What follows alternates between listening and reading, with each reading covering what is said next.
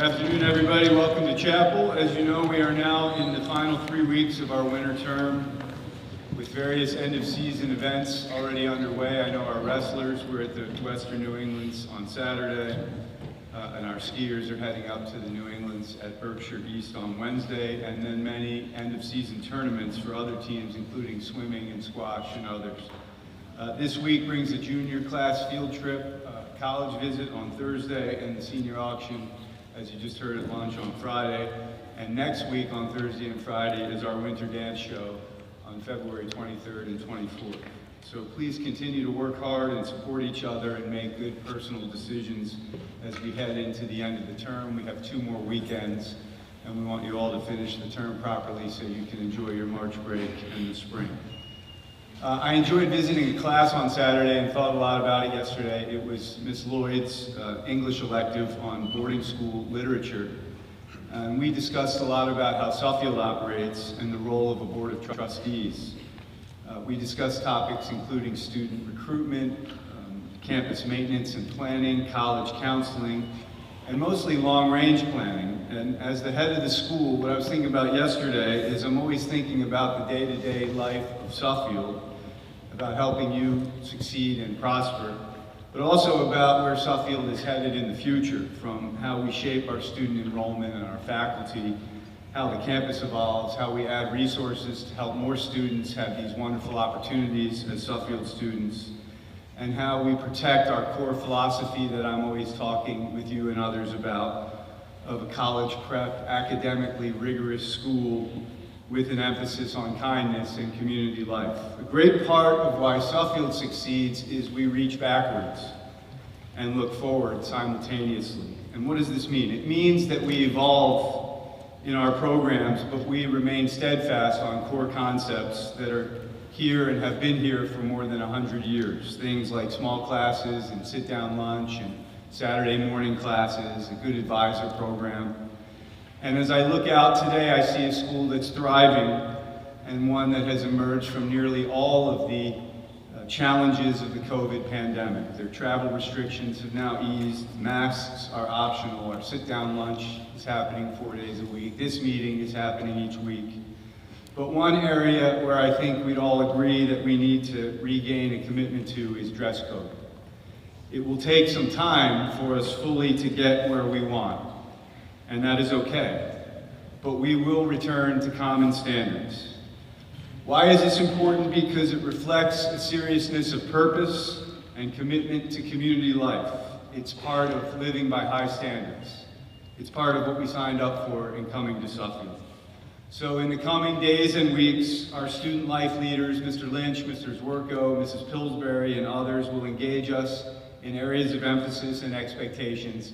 But I think you know the basic expectations, and I ask you to redouble your efforts on those. So my sense is the dress code will be more flexible post-pandemic in areas like footwear, but some common expectations such as neckties for boys and covered midriffs for girls will be emphasized as fundamental expectations. So again, we need to regain a common set of expectations related to our dress code, and you will be hearing more about this, and more will be expected of you on this front in the days ahead. Today we will begin with Ryan Jewell, and after Brendan Mastella speaks, you will be excused. Ryan.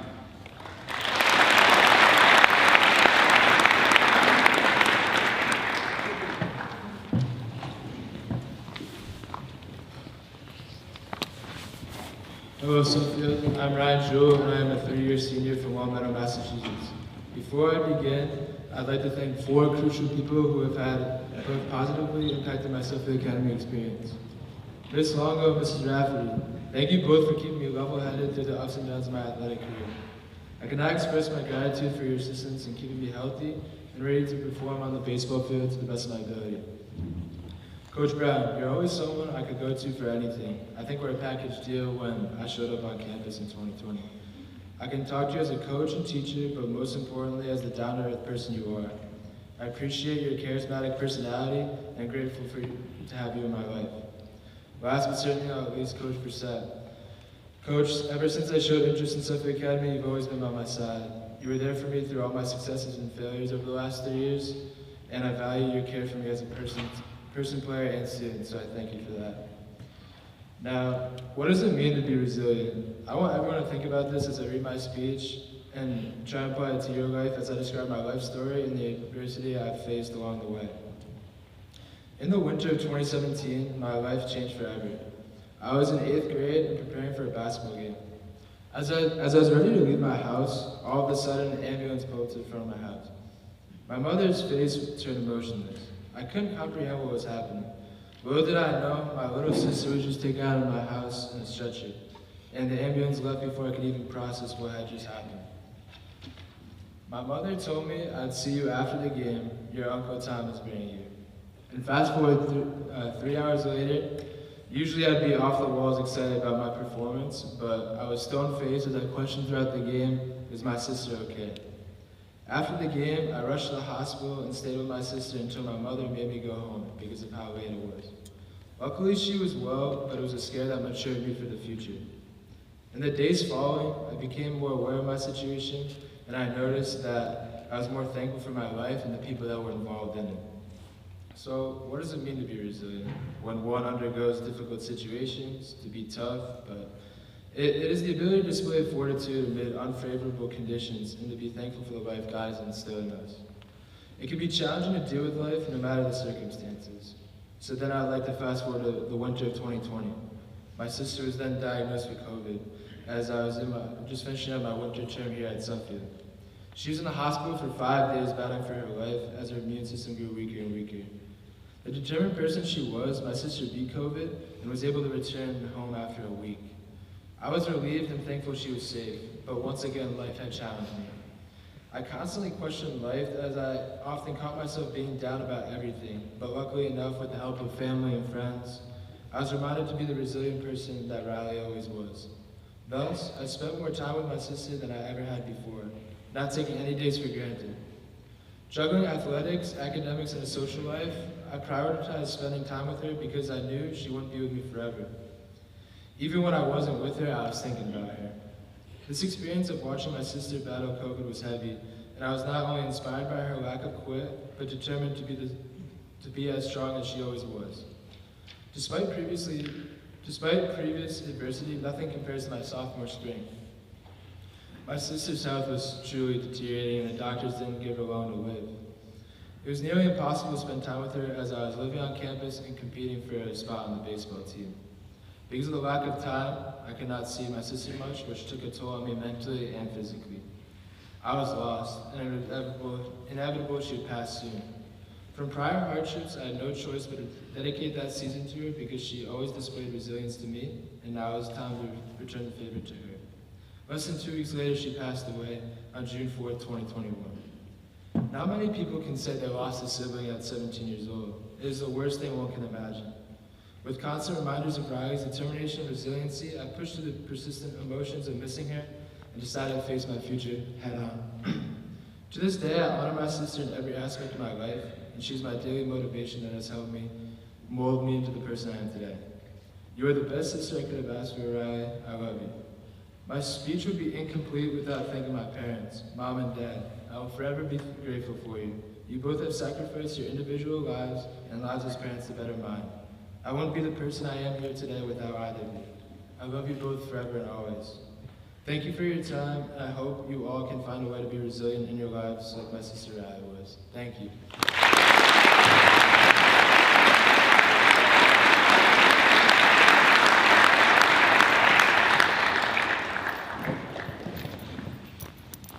Hi, Suffield. My name is Hayden Christen, and I'm a post-grad from Chicago, Illinois. For a while, I struggled to find a topic to write about, but this exact idea of struggle is one I faced a lot when I was younger. Growing up, I faced struggles both in and outside my home. Changing schools 3 times in 2 years at ages 10 and 11 didn't give me the stability most middle schoolers had at the time, and my relationship with my younger brother was troubled at best. I often found myself alone at lunch and in the classroom, and grew many insecurities from the bullies I faced during these times. My main source of stability came from my cousin Kevin, who was my role model and who I'd find myself spending every Sunday of my childhood with, watching the Bears, Cubs, Blackhawks, or Bulls. However, over the course of a few months when I was 10, my life was completely flipped upside down. Kevin, along with my Uncle Chuck, both died in the summer of 2014. Two huge parts of my life gone within a few months of each other. I had just seen Kevin hours before and Uncle Chuck a month before. These times are when I learned some of the most impactful lessons in my life, ones I continue to build on today. Number one, life is all about relationships. The good and the bad, life revolves around relationships we have with each other. Relationships bring us all together, no matter how tight-knit or loose they are. The power of people around you are one of the most important things in life. Never take those close to you for granted. You create bonds with these people, share experiences with them, and most importantly, learn about their experiences. The more open and vulnerable you are with each other, the stronger your connection will be. Number two, stop comparing yourself to others and prioritize yourself. Life is too short, and if you waste your time comparing yourselves to others, you'll lose the valuable time that could be used to grow as an individual. Each day we are older than we were before, and the days never stop coming. We are all unique. That's what's great about us. However, everyone is always in a hurry to get where they see others going to. Instead, take a step back and prioritize yourself. You'll discover how much more intentional life becomes when you focus on bettering yourself. Number three, be positive. Always stay optimistic, no matter how good or bad the situation you're in may be. Imagine whatever you're going through could be better than what you ever thought was possible. Letting go and living life in the moment is one of the best things you can do for yourself. Happiness and well-being come from being present and accepting that where your feet are, your head should be too. However, none of these rules I mentioned before matter if you don't follow this one first, and that is to love yourself. You can't truly love others if you don't love yourself first. You'll struggle to create meaningful relationships if you have a negative one with yourself, and you'll make yourself unhappy trying to do or be something or someone you are not. Be who you truly are, not a watered-down version of yourself. Thank you, Suffield.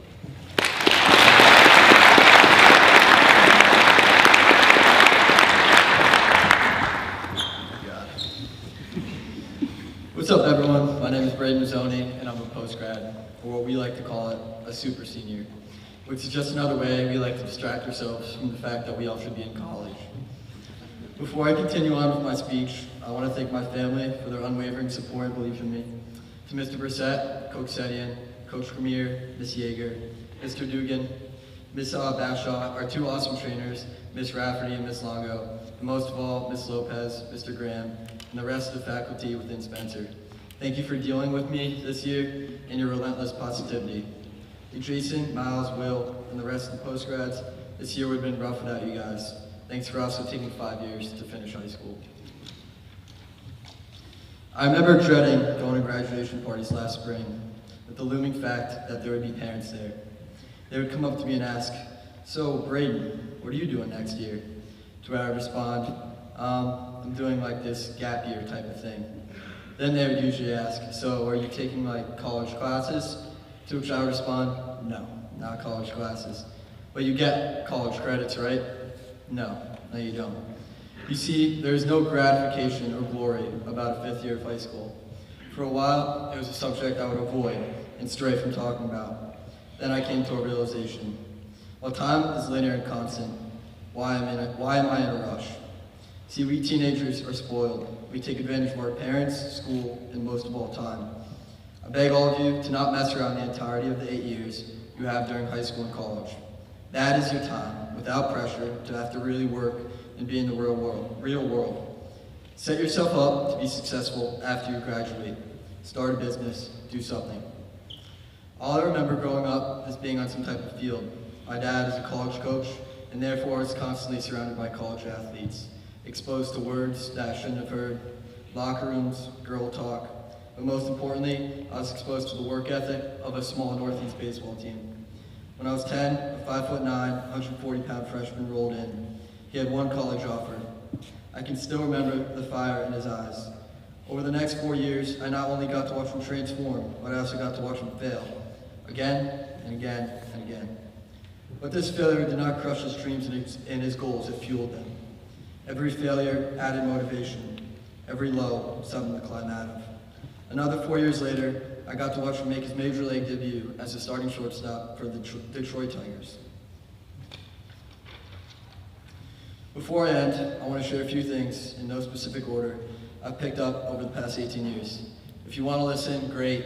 If not, totally understandable. After all, you guys are probably all smarter than me. Size, smarts, and natural ability only bring you so far. Don't let anyone tell you you can't do anything. You decide your own destiny. Failure is not bad, it is crucial. Get back up. Popularity is BS. It doesn't matter. Be nice to everyone. Take yourself seriously, just not too seriously. Know that you are loved, always. Give people a break. One day you will need one too. Networking is key. Never be afraid to introduce yourself to someone. Life will be inconsistent, but enjoy the process. Personal consistency is paramount. Life is not actually short. Don't waste your time. Find an interest, create, get better, strive to be your best. Be curious, ask questions. Don't be content with mediocrity. There's much pressure, and while college is important, don't limit your dreams to how prestigious your college is. Your life is completely up to you. That's a long list. Never get in a car with someone under the influence of drugs or alcohol. Never forget to tell those who you love that you love them, even if you're mad at them. You'll never regret it. Learn to want what you already have. Don't become attached to things. People and experiences will bring you fulfillment. Living life only for yourself is not living, it is existing. Relationships are key, build them. Authenticity is admired, pride and arrogance are obvious. A confident person is not necessarily a correct person. In a world of hate, just have a little empathy. I want to end this with a quote from one of my favorite movies, Mr. Dugan knows, the super complex animated film, Surf's Up. A winner is someone who doesn't knock me off my surfboard and break it when I'm trying to get some big waves. Thank you.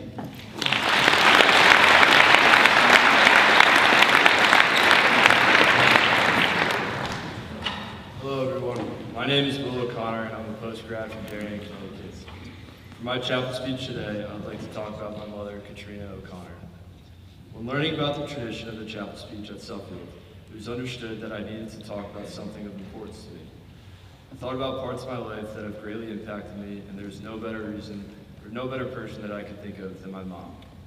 She is an outstanding, loving, selfless, and kind-hearted person who, in my opinion, deserves the most.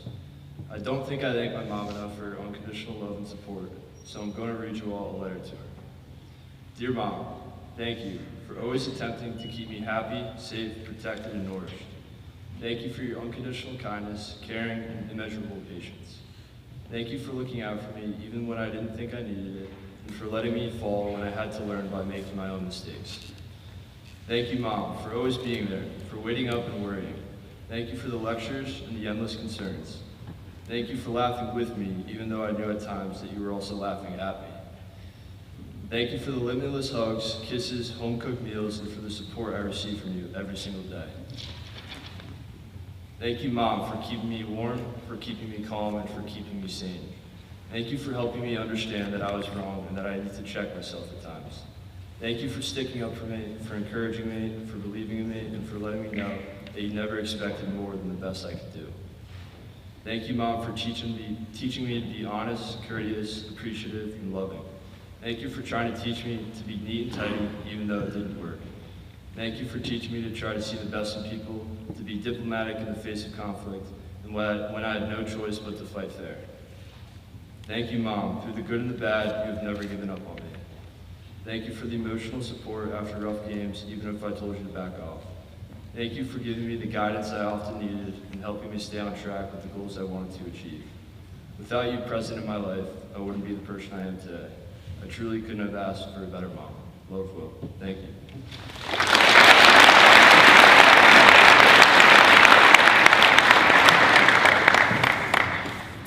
Hi, Suffield. My name is Carter Scott. I'm a four-year senior from Southwick, Massachusetts. While contemplating over a long weekend what I would like to talk about today, it hit me. My brother Xander. Having a sibling was something I never really thought about, as I was an only child my whole life. Every Monday, my mom would pick me up from school, as this was her one day off besides Sunday. I will never forget the Monday when my mom broke the news to me that I would be having a sibling. She sat me down at the kitchen table, and she said she had a surprise for me. Little 11-year-old me heard the word surprise and instantly started thinking, I wonder what it could be. Is it the new MLB The Show, or maybe even the new baseball glove that I had wanted for the upcoming season? But no, it was neither of those. My mom, with an excited look on her face, said, you are going to be a big brother. I just stared at her as I did not know how to react, as it was not even remotely close to what I'd expected the surprise to be. My mom then asked with a confused and somewhat concerned look, are you excited to be a big brother? I replied yes, but deep down inside, I was not excited. I was nervous and did not really know how to feel about having a sibling, as I had never had one before. Fast forward to the day that Xander was born. It was a cold Wednesday in November, November 16th, 2016 to be exact. I was with my aunt as my mom and stepdad were in the hospital preparing for Xander to be born. I remember walking into the room that my mom was in and my stepdad Greg handing me Xander for the first time. I will never forget that day and how small he was, as he only weighed a whopping 5 pounds. As time went on and Xander got older, we started to click. Xander would always watch football with me on Sundays and cheer on the Eagles with me.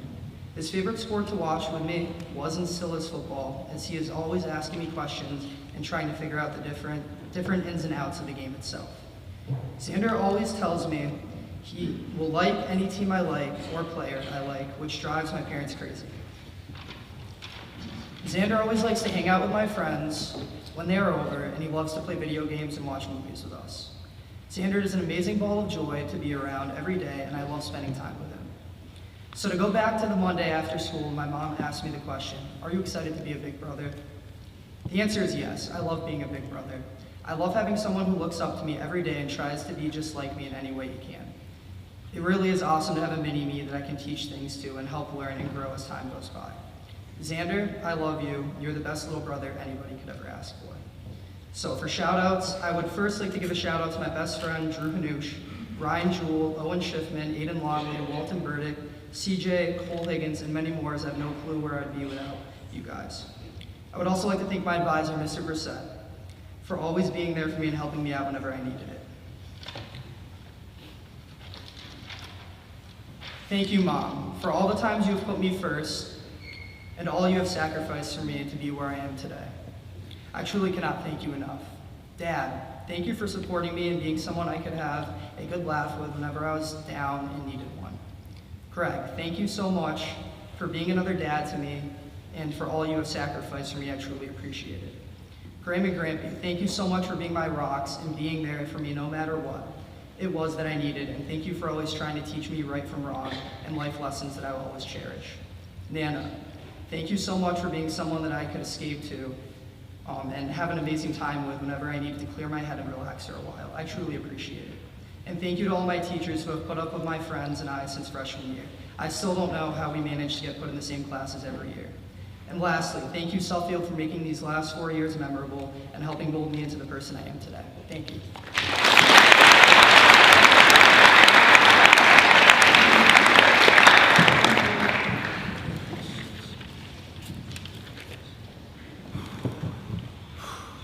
Hello, Suffield. My name is Idrissa Barlow, and I'm a 3-year senior from Harlem, New York, and I want to talk about the importance of my family in my life.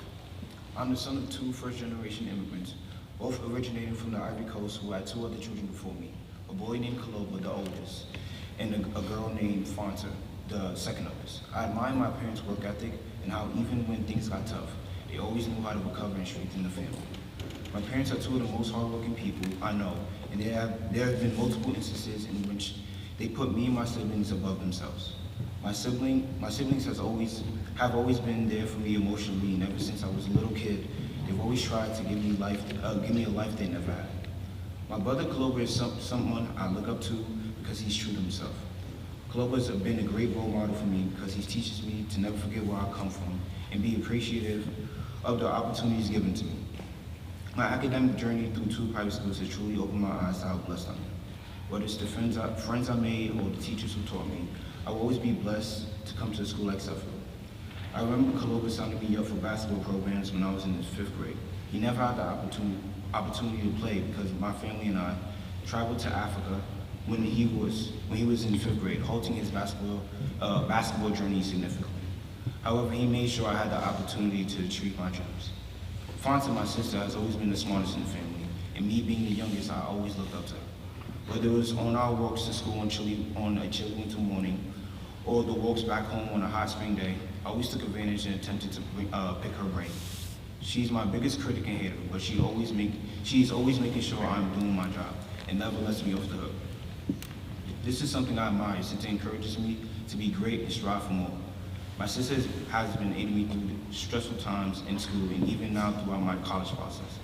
Her perspective on many things has provided me me with much needed advice on what to look out for and what not to do.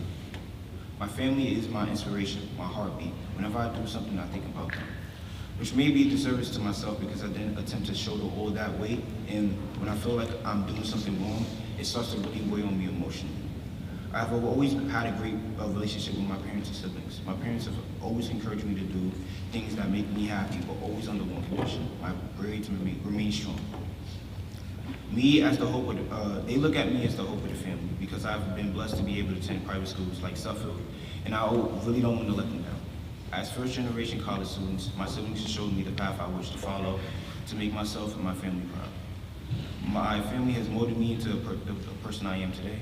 I've learned hard work and resilience to get over any obstacle life presents me from my parents, the importance of staying true to your roots from my brother, and to never settle and always strive for success from my sister. These pillars propel me forward as I walk through life and will guide me through the experiences to come. Lastly, I would like to give a shout out to people who have made my transition and experience at Suffield so possible. My advisor, Mr. Favor, and my past advisor, Mr. Atkins, for always lending a helping hand when need be and always looking out for me. Also, my college counselor, Mrs. Schultz, for helping me with the college process and being there for me when things became a bit stressful with my family in the college process. Lastly, I would like to give a shout out to the friends I made throughout my 3 years attending Suffield. Seriously, you guys have helped me get through tough times, and I know sometimes I really don't say much, but I want you guys to know I really appreciate you guys. Thank you.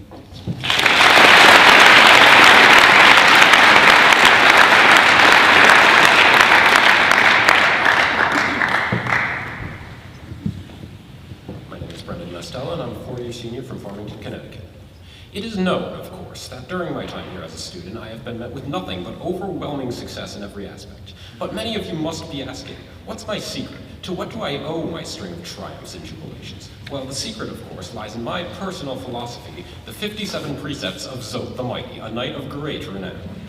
Today, I will share these precepts with all of you so that you too may know the joy that living each day under the precepts of wisdom can bring.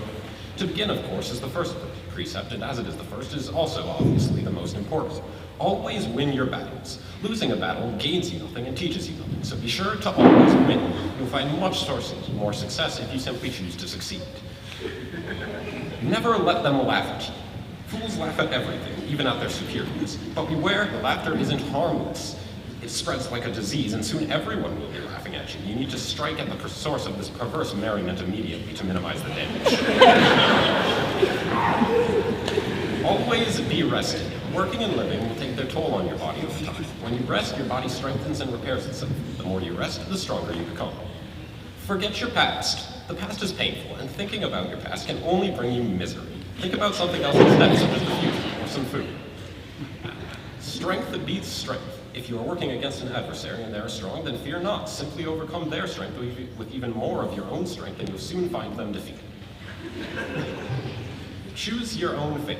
Some people say that our fate is chosen for us before we are even born. This is, of course, not true. I choose my own fate every day simply to spite these people. Mourn not the dead. When we die, do things get better for us or worse? We have no way to tell, so we shouldn't bother mourning, or celebrating for that matter.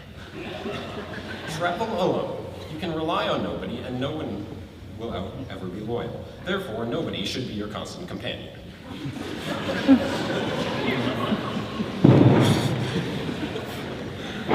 Keep your home tight. Your home is where you keep your most prized possession, yourself. Therefore, you should make an effort to keep it nice and clean. Keep your mind sharp and your sword sharper. You should always strive to be the smartest person in the room, but if this is ever not the case, then worry not. With this precept, you can quickly amend that.